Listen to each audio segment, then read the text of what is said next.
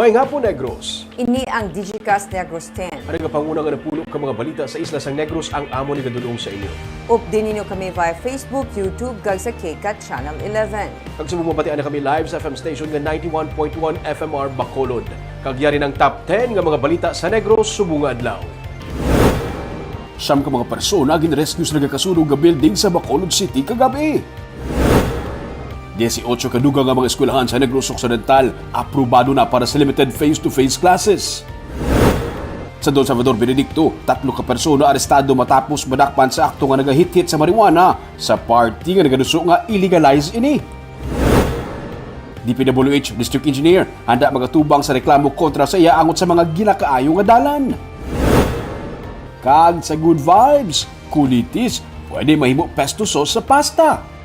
Inatanan sa Digicast Negros 10. Sa number 10,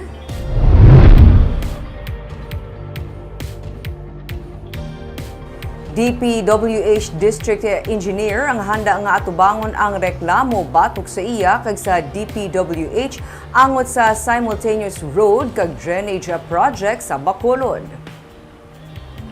May apatanan ka mga major road kag drainage repair projects nga ginpatuman ang Department of Public Works and Highways sa Bacolod. Tungod dulungan nagareklamo na ang pamunuan sa Bacolod Traffic Authority Office bangod may kakulang sang koordinasyon sang DPWH resulta sang paghutok sang trapiko sa mga project sites sang DPWH. Sino kay District Engineer Jaime Javellana, nakapaalinton sila sa bitaw kag sa syudad antes pa man ginsuguran ang mga road projects sa Dalan Burgos, Nara, Bies Aquino Drive, Araneta, San Juan, kag intersection sa idalom sang flyover sa Barangay Bata. Ginako ni Javellana nga ila aksyonan ang ila kakulangan sa pagpatuman sang 4 ka mga major road projects nga nagabalor sa masobra 200 milyones pesos. Handa man ang district engineer nga atubangon ang kaso nga grave abuse of authority nga natala na ipasaka sa iya ni Councilor Dindo Ramos nga tagpamuno sang Committee on Transportation sang Konseho. Nabato naman sang pamunuan sang DPWH ang reklamo halin sa Konseho kag nagalaong sila sang paghangop ilabi na sa publiko kag mga motorista tubtub nga matapos ang ilang mga proyekto sa Disyembre. Isakto na lang na kay siyempre kung kisati may kakulangan man kita tungod sa kasakuon kung hindi man ta-aware sa mga amuna no sa mga ordinance na so amuna nang nagsulat na kami sang reply namon sa sanggunian kinahanglan ginaguro ang cross coordination no sa bitaw so nga parang maplastar kung ano ang imuon sa contractor para nga ma-minimize nato ng traffic.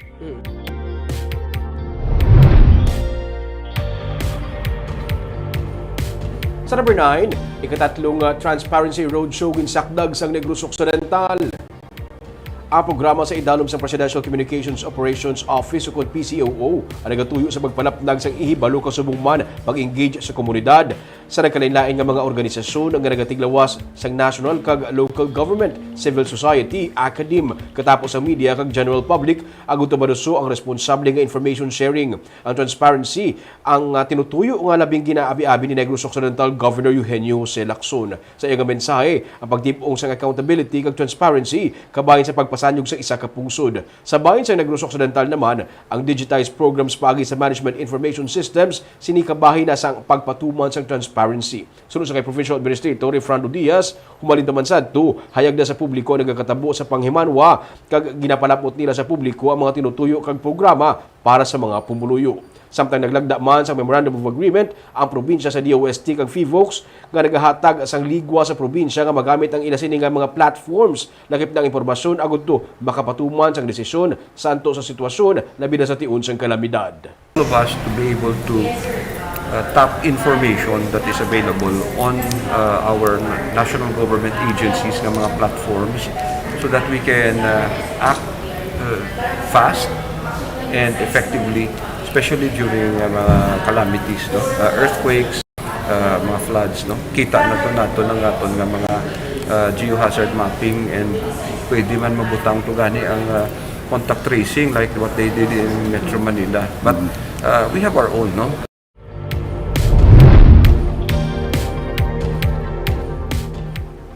Sa number 8, pagbalik kag pagbangon sang turismo sa probinsya ginalauman nga mangintayuyo na. Ginapaabot nga magapabilin sa 5 flights per airline per day sa bulan sa Marso. Suno kay Provincial Administrator Fernando Diaz, nagakabatsaga naman ang pagdamo sa mga pasahero. Ang active COVID-19 cases ng Negros Occidental ang padayon nga naganubo. Sa April 25 no report, 6 na lamang ang active COVID-19 cases kag 0 new cases sa amo nga adlaw. Ang bag-o lamang nagbukas nga Mambucal Resort and Wildlife Sanctuary naka-record sang halos 300 ka mga day visitors ang Domingo ukon fully booked sandig sa iya sini nga kapasidad. Damlag pagin siling man sang Provincial Tourism Officer nga ginalauman nila ang masobra sa 200 ka mga open sites nga sarang mabisitahan karon sa nagkalain-lain nga mga banwa kag syudad sa probinsya. Suno kay Diaz, kung tani ini ang mangintayuyo na agud tumakatibawas gikan sa pag-igo sang pandemya. The airlines will still maintain that number. Kaya ang nila influx of passengers do nga batyaga na nila. Why man sila nagambal nga do ma-cut down sila sa flight. So ang tourism is already coming back, no? Hopefully we can sustain it, no? Ang aton nga positive cases kabay pa nga hindi lang mag single digit, kabay pa mag zero na gid throughout Negros Occidental. Sa number 7,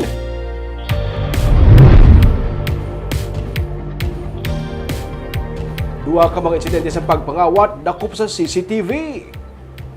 Sirado na ang Libertad Market sang ginsulod sa isa ka lalaki ang vegetable area sang Lunes ang gabi. Sa video nga kuha sa CCTV, akto nga nakuhaan ang pagkuha man sang sospek sang kiluhan sang baligyaan nga iya gintago sa sulod sang iya nga bayo. May person of interest na ang kapulisan sa natabo nga insidente. Sa Barangay 27 naman sa Bacolod sa gihapon, separado man nga nakuhaan sang CCTV video sang barangay ang pagsulod sang ginaligar kawatan sa isa ka balay. Sa video, makita nga nagbalik pa sa balay ang sospek nga may bitbit nga bag. Nadala niya ang duha ka mga cellphone, malapit sa 13,000 pesos nga cash, kag iban pa nga mga pagkabutang sa iya nga pagpalagyo. Ginatingwaan na sang PNP nga makuhaan sa pahayag ang mga nakasaksi sa natabo nga pagpangawat sang sospek nga ginapatihan pangayaw sa lugar.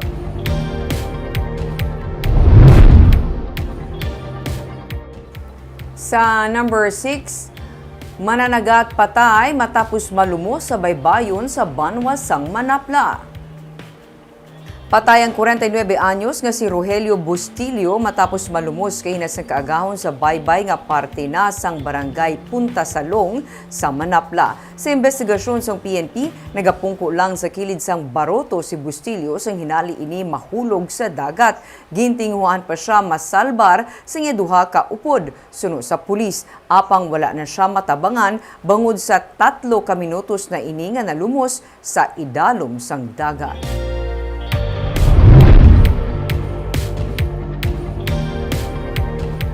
Sa number 5, sa Banwa Sundon, Salvador Benedicto, 3 ka mga persona ang nadakpan sa akto nga nagahit-hit sa marijuana sa isa ka party nga nagapanawagan para ilegalize ang paggamit sini.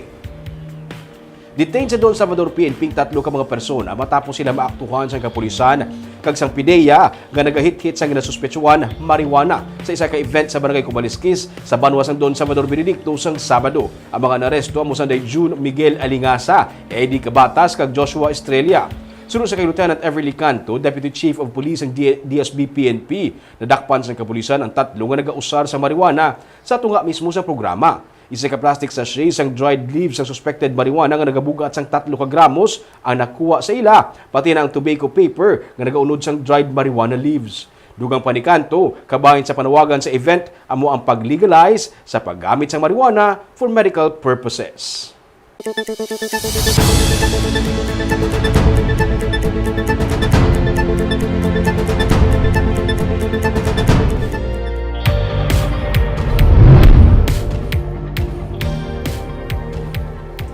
Sa number 4, mga kandidato sa Negros Oriental nagtambong sa Peace Covenant signing para sa maabot nga eleksyon. Duha ka semana antes ang piniliay sa Mayo 9, nagpatigayon kahapon sa Peace Covenant signing sa Negros Oriental nga gintampungan man sa mga kandidato nga magapapili sa eleksyon. Pila sa mga nagtambong sa Peace Covenant signing nga ginpatigayon sa Negros Oriental Provincial Police Office sa Sibulan ang mosanday re-electionist Governor Roel Digamo, Vice Governor Mark Macias nga nagapapili man gobernador, anay Gobernador George Arnaiz nga nagapapili congressman sa 2nd District kag re-electionist Congressman Arnie Teves sang 3rd District. Ang utod ni Teves nga si Bayawan Mayor Pride Teves ang nagapadalagan man bilang gobernador apang wala ini makatambong sa Peace Covenant signing. Ginpangunahan ni COMELEC Commissioner George Garcia ang signing kag ila ginpanawagan ang clean, honest, accurate, meaningful kag peaceful elections sa Mayo 9.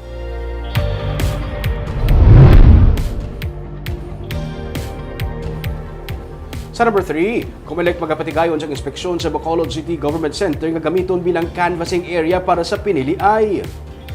Upod sa katapos ang City Joint Peace Security Coordinating Council, magapatuman sang site inspection ang COMELEC sa Government Center, agud na pasiguro nga maging mataway kag malinong ang canvassing para sa national kag local elections. Sunod sa kay Attorney Revo Sorbito, kinahanglanon nga mapatpat ang mga area nga italana para sa katapos ang Electoral Board kag sa mga poll watchers kag supporters. Istriktong ipatuman ang social distancing sa mismo canvassing area. Gani limitahan ang mga tumalambong sa tion sang canvassing. Magatalana man sang Civil Disturbance Management Unit ang Bacolod City Police Office agud na paiway ang posible kinagamo sa canvassing tubtub na sa ceremonial proclamation. Ang mga maestra, tawhay lang ilangan giyo kay kung hindi ko na maplastaran, iba nga mga usero da, mga intrada, budlay sang turnover tas ang mga election materials kag paraphernalias.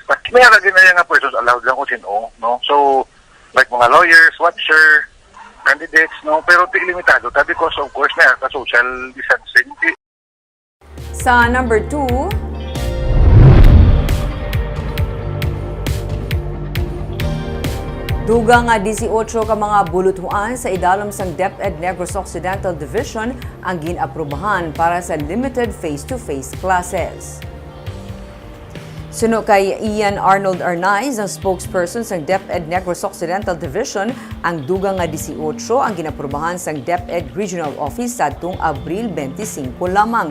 Ini sila magasugod sa ila tagsa ka mga klase base sa ila gintalana nga mga schedule. Sa karon suno kay Arnaiz, may 28 ka mga eskwelahan pa nga ila man gina-validate. Sa 28 ka mga bulutuan, 27 ang mga public school kag isa ang private school.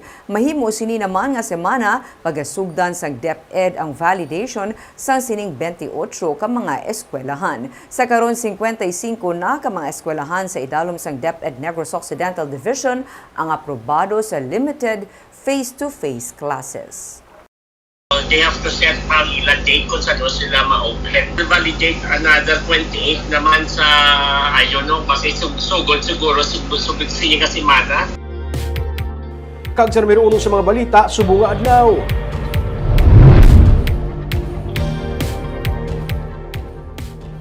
Samtalan ka mga persona ang rescue gikan sa nagakasunog nga building sa Bacolod City sa kagabi. 4 na sa ila, mga minor de edad. Halit sa kalayo naglabot sa 4 million pesos. Yaring report.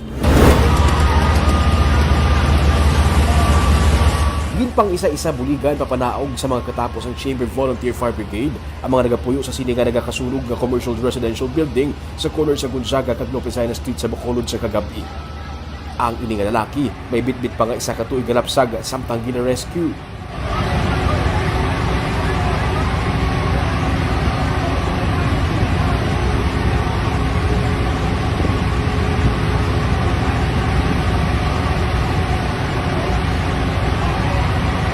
Sa report sa Bureau of Fire Protection Bacolod, samtanan ka mga persona ang narescue sa nagakasunog nga building, 4 sa ila, mga minor de edad. Mga alas 7:24 sa nagsugod ang kalayo sa storage area sa building sa 2nd floor sa Big Thumb General Merchandising. Naglabot sa 2nd alarm ang kalayo. Mga alas 8:36, nagdeklarar na ang Bureau of Fire Protection sa fire out. Wala pa matumod ang ginhalinan sa kalayo pero ginabulubanta nga nagdangat sa 4 million pesos ang halit sang sunog. May isa naman nga ginreport nga nasamaran sa tiil sa mga ginrescue.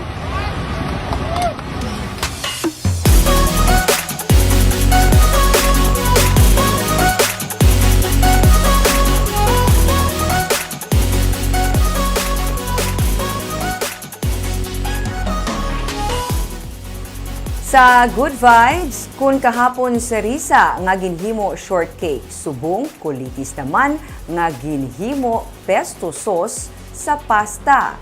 Paano? Hibaluon sa report ni Romeo Subaldo. Kulitis o kun spinach. Bisan diin, makita ini kag masami, ginalakot sa laswa o kun sinabawan. Pero pwede ini mahimo nga sauce sa pasta.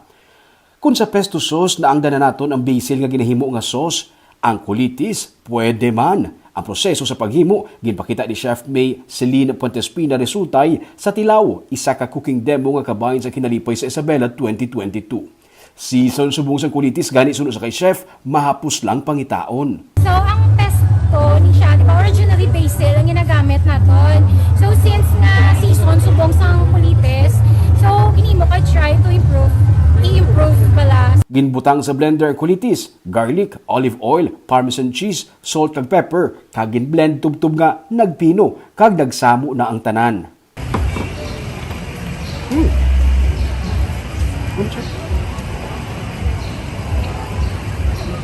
Garlic. Garlic, garlic. So, mo na siya, butang mo siya sa pasta, butang mo siyang bechamel para mabalance. Kunuyag mo hindi masyado kaisog sa flavor, pwede mo man samuan sang bechamel sauce. I-compare siya sa pesto nga basil, mayroon nung kinalaan yung mga kuha niya. Parang actually sweeter siya than basil. No? Ikaw, ma'am? Not as strong as basil, di ba? Medyo parat si basil. Very mellow. Itos lang ang pasta sa sauce kag pwede man makadugang sa grilled nga manok o kun tuna para sa dugang nga flavor kag cashew nuts. Ina lang ang proseso, may healthy pasta ka na. Barb, aside sa spaghetti, carbonara, isa man sa mga sikat nga pasta sauce ang pesto, di ba? Ako may nanamitan ko na. Pero kulitis, this time, I think nutritious magyapon. Kay Tig, di ba? Ang kulitis is nutritious. Ang dami, ibisan din, makita, tanong subong. Ang may ginakaw ni Papay. Ito, spinach. So, at least pwede siya galibarb kag, ani siya less ang pagkaparatya si basil medyo may isog eh. Si kulitis, ito yung tsaktuan na pwede sa kabataan. Kag mas barato. Correct. Kagabit ang mga balita sa Negros subong nga adlaw. Kay man sa panahon karon importante nga may ihibalo ka sa nagakatabo sa imo nga palibot. Kung dapat balanse kag eksakto ang mga impormasyon. Parayan kami nga magapangalagad sa Negrosanon. Ako si Barbara Mijares. Tubtub sa buwas, ako naman si Romeo Subaldo, mayong hapon.